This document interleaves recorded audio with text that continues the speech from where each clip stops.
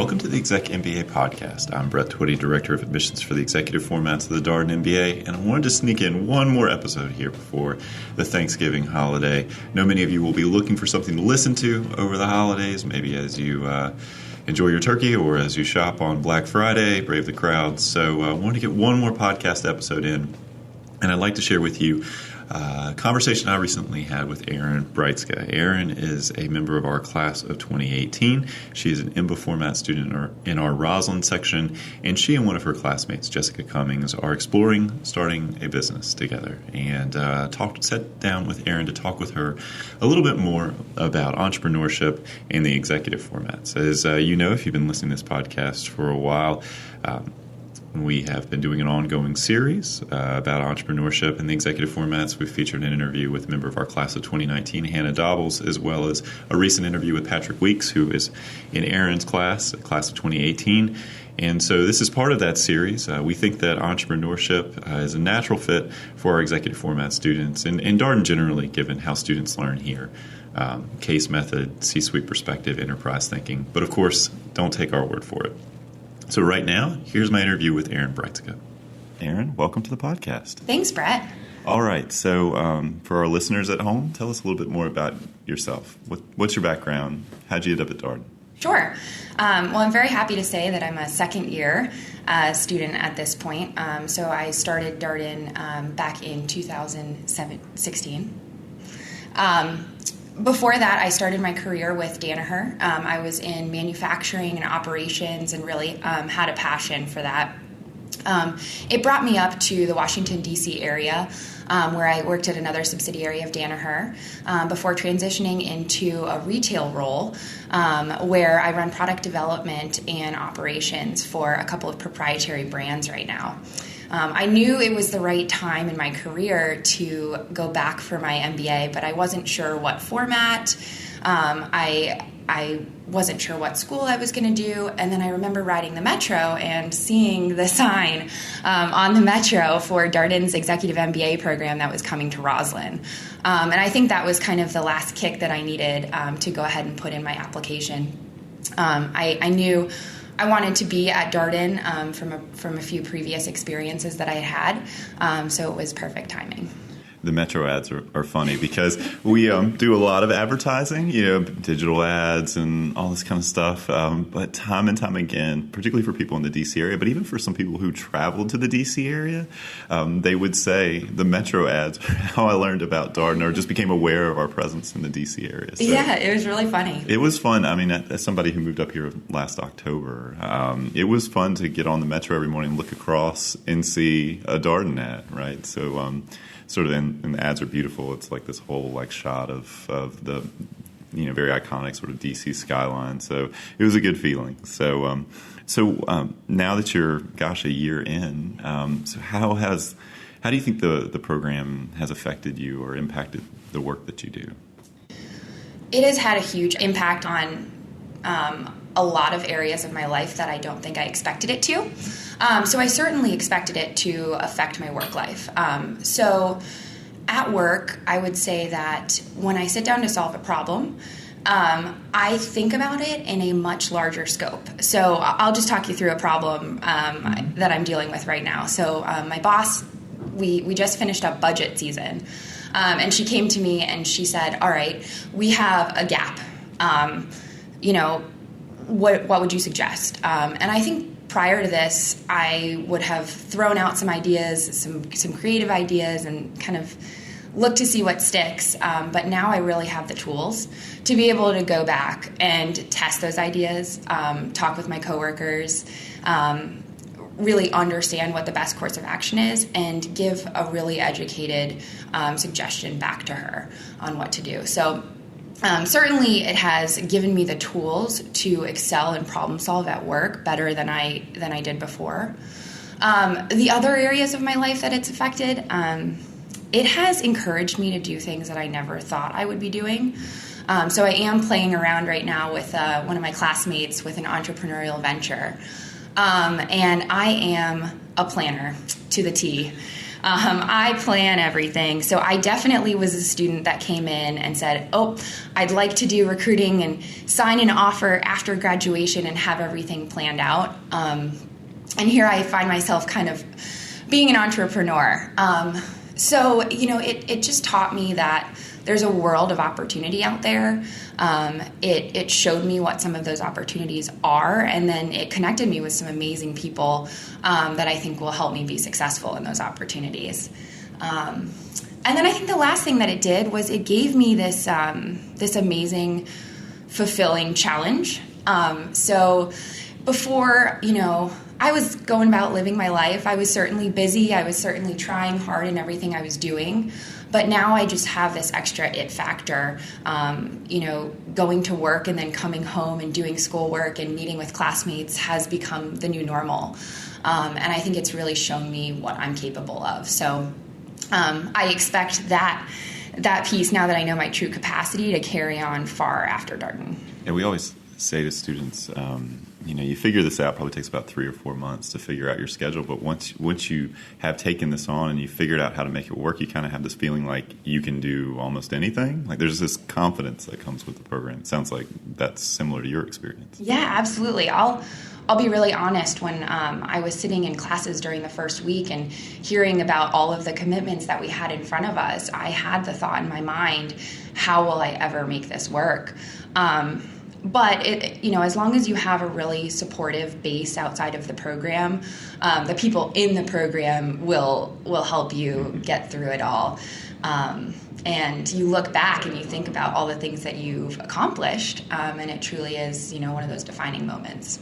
So let's talk a little bit, though, about that shift from somebody who had this definitive career plan and you wanted to do X, Y, and Z and have it all wrapped up by the end of the program to starting your own business. What do you think sort of gave you the initiative or said, I want to do this? Like, what pushed you over the edge in that way? It was definitely my classmate. So I joined the Entrepreneurship Club just because I loved the people that were in the club. And it was another opportunity to sit around and have some intellectual conversations and push the envelope. And I did a very informal pitch of this idea that I had been thinking about for a while. And the support that my classmates gave me during that dinner and that pitch was pretty incredible. And I remember going back to my hotel room that night and thinking, like, well, gosh, I kind of have a responsibility to do something with this now, because I have, 10 people behind me saying, that's a great idea. Why don't you just try it? So I think the support has been incredible. And the partner that I'm doing it with, Jess, she's pretty funny. Her and I are a little bit different. And she's definitely the pusher. So she is. Everybody has a role. Yeah, absolutely. She is the person calling me and saying, like, okay, great, let's just go try Storm It. Like, I had some free time today, so I went and I talked to people at the store. She is awesome. And, she kind of gives me that fire to move forward with it. So I think, just the classmate aspect of it, and then also the professors. So as soon as we pitched this idea to a couple of our professors and people in the program, they immediately started making connections for us, with Darden alumni, with other professors that might have great input. And the resources that are at our fingertips at Darden is something that I know I will not have again at this high of availability. So it's kind of also that pressure of let's do it now while we have all of this available. So we've participated in a couple of offers. So we're doing an independent study with an incredible marketing professor. He's helping us figure out our customers' willingness to pay. So we're getting school credit for doing work on our business. We've also participated in a couple of entrepreneurship events where it's just connecting us with other Darden students and other students at the University of Virginia that are really interested and passionate about starting their own businesses. So I think all that combined, it's really hard to think of the reasons why not to move forward with it. Yeah, it's been great to see some of the organic developments just in in both Charlottesville and Rosslyn around entrepreneurship. You've got some students that are very keen on this topic. They want to talk about it. They want to hear other people's business ideas. And it's to me, it's a great reflection of just the spirit of the program and the fact that people are invested in this and they want to learn about their classmates and help and support each other. Yeah, I absolutely feel that. Our first Entrepreneurship Club meeting was very informal. We just sat in the classroom and had Chipotle on one of the first on-grounds. A Rosslyn delicacy. Yes. And we probably had about 25 people up there, and nobody had really prepared anything for it, but I would say there were 10 or 15 pitches that night. And there was just immediately constructive feedback. There was offers of people to jump on the team. And it was great to see that spirit and I'll just hear the support right away. So we've been talking with students about entrepreneurship in the executive formats, and one of the reasons, at least from an admissions standpoint, we think entrepreneurship makes sense for students, thinking about Darden is because of the case method and the way that you're trained to think. Because if you want to launch your own business, there's no better way to practice that sort of C-suite decision-making and perspective. And so one of the things, though, that can be challenging is for prospective students to understand what the case method means. So how would you explain the case method to someone looking at Darden, interested in learning a little bit more about how they might learn here? Yeah, so I think the case method is the most effective way to learn material. So the way that I would describe the case method is it gives you a lot of context around the material. So I think people's fear with the case method is that they don't actually get the material. But don't worry, it always comes with a technical note or a description from the professor or an article. So you do have the content, but it gives you the application of it. So one example I think to talk about is in accounting, actually. I was a little skeptical about how we would use the case method in accounting. But I remember doing one of the cases, and we were learning about depreciation. And there's a few different ways that you can do depreciation. And in a traditional method, you would learn all of those different ways. You may learn, why you would favor one or the other. But at Darden, we learn as a manager, they put us in a situation in the case, and you actually had to decide which depreciation method was correct and then defend it to your boss. So that's kind of the first piece of it. And then you're in class, and everybody has this context, and everybody has this opinion, and you really see the concept come to life because I may think one method is better and give all of my answers, and then Brett, you may come in and tell me why you disagree. And it's a really constructive way to get deep into the material and simulate a real business decision. Because most likely, as a CFO, you wouldn't be making that decision on your own. You would be making a recommendation to your board or to your CEO, and you'd have to defend it. So I think it's a phenomenal way to kind of put you in that position and teach you the tools of how to execute it. There's this sort of communication thing at the root of it, right? The idea that you have to constantly articulate your ideas or be willing to say, this is my position and this is why I think this way. But you have to listen to other people, and maybe push back or refine how you're thinking. Talk about that classroom environment, because we encourage students to come for a visit, but we have people listening to this podcast that may not necessarily be able to get here right now for a class visit. So, what is the experience like in your class when you're sitting there with 65 other people and you're talking about, say, a depreciation case in accounting? Sure.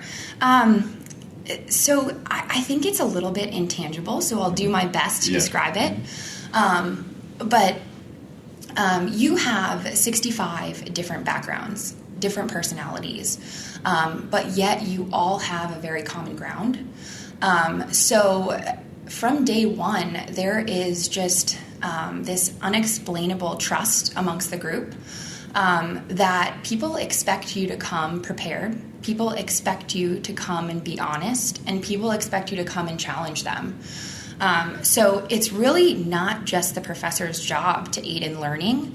It's everybody's responsibility in the room. And I think that's what has made me a better student, is that I don't feel like a personal responsibility to be prepared for class for myself. I feel it for my other classmates. I need to ask the really good questions. I need to challenge when I'm sitting there thinking that something you said isn't sitting right. So I think that trust in the group is part of that intangible that I was talking about. And then I think the other piece of it is really fun. So I was surprised at how much you're laughing, and I mean, the class period goes by so quickly. Everyone's witty and funny and smart, and it's just this amazing energy in the room that carries you through. So I really love being in class. The preparation is really hard. It's a lot of work, but once you get to that moment, it's a blast. And usually there's a twist at the end of the class when the professor kind of closes out the case or gives you the second part to the case. So you talked a little bit about the support network from your classmates. One of the things that people often want to know about is what the learning team experience is like. Because I think if you're looking at a full-time program, you're thinking, well, we're all going to be there together. We're all going to all live near each other, all have class together, easy to get together for group meetings. Executive formats, you got students all over, busy lives. And so how does the learning team help you sort of manage all the work that you do, and what do those meetings look like? Sure. So everybody's learning team is a little bit different. But you physically cannot do this program alone. So the learning teams get really tight really quick. I think it's a great format, and there's 1 week of class at the very beginning of the program. And it's kind of a quick team building week, and you're introduced to your learning team during that week, and you meet with them every night. So you're all thrown into this new experience together, and you're all not sure what to expect together. So it creates just this quick bond. And then as you get into the course material, each learning team will handle it differently. Some split up the cases, and there'll be maybe 2 people who are responsible for briefing the case to the rest of the group. My learning team ended up we actually didn't break up the work in that sense, but we did break up teaching it. And it was amazing to me. I can look at my grades now, and I can see the classes that I know I was responsible for teaching a lot of the classes in, because I scored much higher in them. So your learning team certainly keeps you accountable to bringing something to the team. I was lucky that I had a local learning team, so we actually met in person once a week, and then we met over the phone another time throughout the week. But they have become my closest friends in the program. I know that we will stay very close long after. And they've also become a really good resource from a professional standpoint. So they've made a lot of connections for me just outside of the program. So last question. So as you think about, the last, I guess you have about 8 months in the program. You're in the second year, graduate in May of 2018. What's on your list of things to accomplish, or what are you looking forward to the most as you close out the program? Yeah, I'm really excited about some of the electives. So for me, the core coursework has been really enriching. It's given us that base. The professors have been exceptional. But now we're kind of at the point in the program where we get to define what we want to learn a little bit deeper. So I'm in my first elective right now, actually, and I chose to take a valuations course. Which I'll be honest was a little more work than I thought it would be. But it mentally is helpful to know that you opted into something and you wanted to learn more about it. So I think, the 25 people that are in that class with me all have the same mindset. So you get a little bit of a different focus on the material. And you also get to self-select your professors a little bit, so you know that you're learning from somebody that you've had a great relationship with before. So I'm really looking forward to kind of defining my MBA a little bit more and making it more unique to myself. So the nice thing about hosting a podcast is that even if you say it's the last question, it doesn't have to be the last question. So here's the real last question. So if you were talking to a prospective student considering Darden, what would be your advice to that person? Sure. I would say really get to know the person that you're talking to from a personal level. I would say that Darden alumni have this values system and hard work ethic that I haven't seen coming from other places.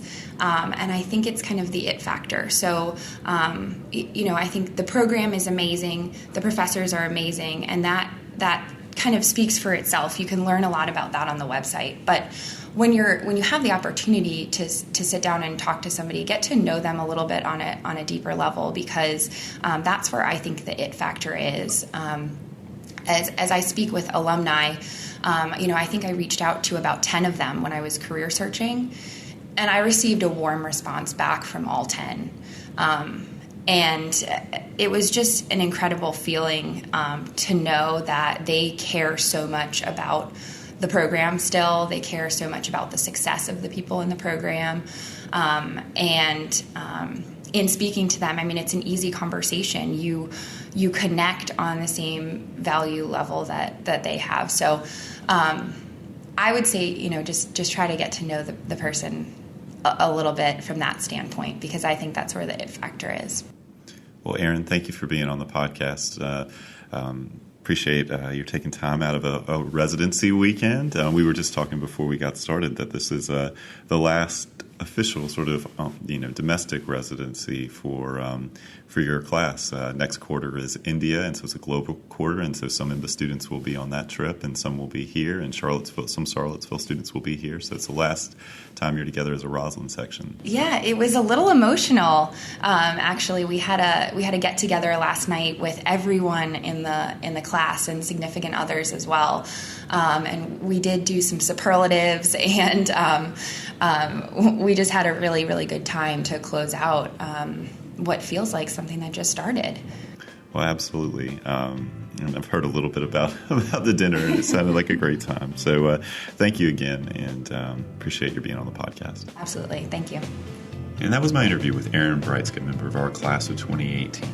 Of course, if you have any comments, suggestions, requests, anything you would like for us to discuss here on the ExecMBA podcast, we're all ears. You can reach us at exec, that's ExecMBA at darden.virginia.edu.